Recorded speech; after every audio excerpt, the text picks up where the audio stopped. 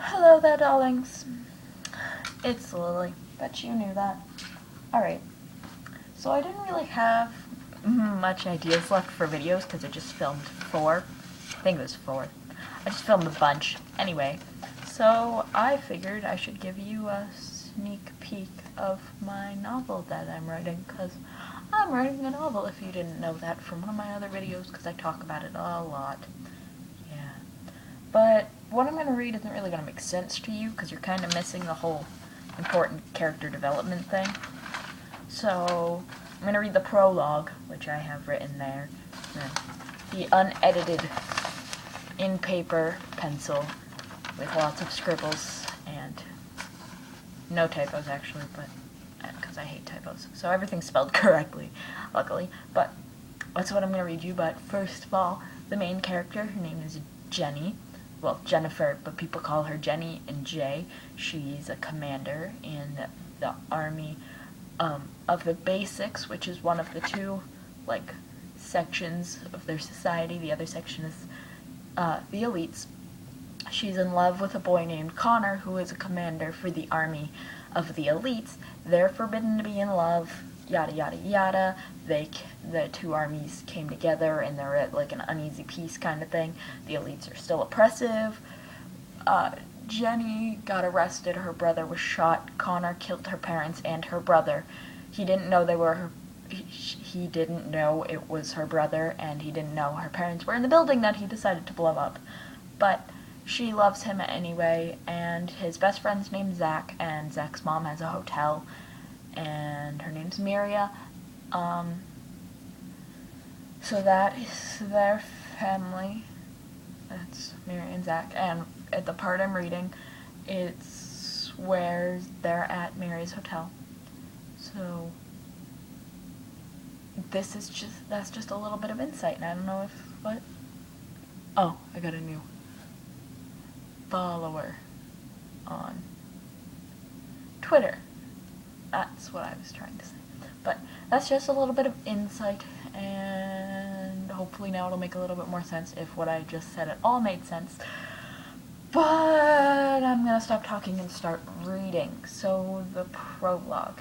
Here we go.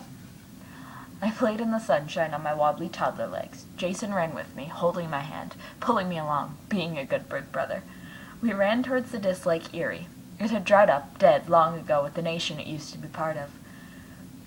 We ran down the steep path, but on my unsteady toddler legs, I tripped. I fell. Down, down, down the path. Jace ran. He ran hard, he ran fast. He ran like his little sister was about to fall 15 feet into a canyon. Oh yeah, I was. Just as I was about to fall off, he caught me by the back of my shirt. I was scraped, scratched, bruised, bloody, and crying. Jason was just 6, with me at 3, but he still carried me home. That was the first time we had gotten into trouble together, and trust me, there were plenty more times after that. But that's not what this story's about. The only problem was my brother was always the hero. Always the hero.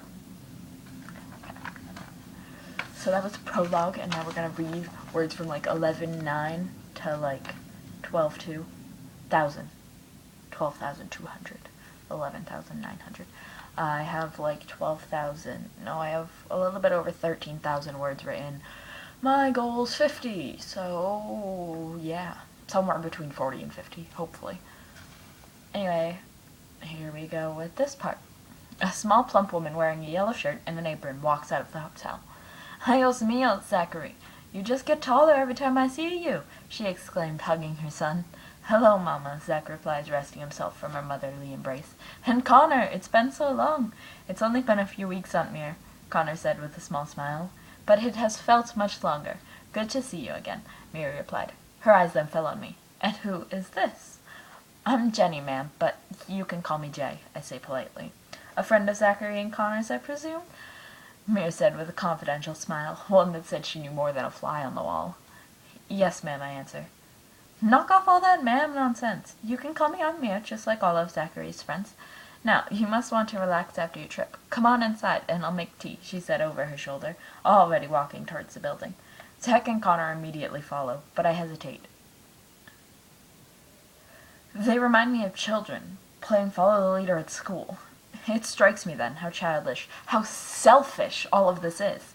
Falling in love, relaxing in hotels, there was no time for this. I was running out of time and I needed answers, and I needed them now. "Come on, Jay," Zach calls from the door. The others had already gone inside. "Is something wrong?" he asks when I get to the door, concerned. "Wrong? Wrong? No, nothing," I say, pushing past him. What I really meant was, yes, everything's wrong, and you know it.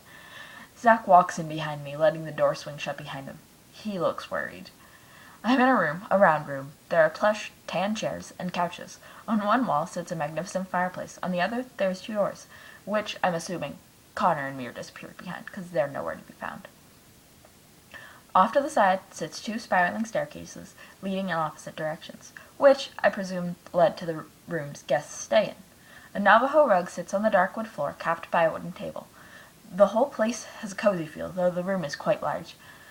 I feel strangely at home here, which just sets me more on edge. Mir and Connor appear, laughing and carrying trays of food and tea from the doors at the side, which I assumed led to the kitchen, considering they had food and tea. We talk and eat, and then Aunt Mir leads us upstairs to our rooms. Zach and Connor apparently know exactly where they're going. Zach walks to the room at the far end of the hall, on the left, and Connor walks to the one across from that. "Come with me," Aunt Mir said, leading me to the room next to Connor's. She sticks the key in the lock, turns the knob, and gestures for me to go in. I do. It's a room with gold beige paint, a queen-size 4-poster bed, a nightstand, a large flat-screen TV, a few cushy chairs, and a table. Off to the side is a door that leads to a bathroom. There's another door, which I'm assuming leads to a linen closet. It's a nice room, but I can't stand it.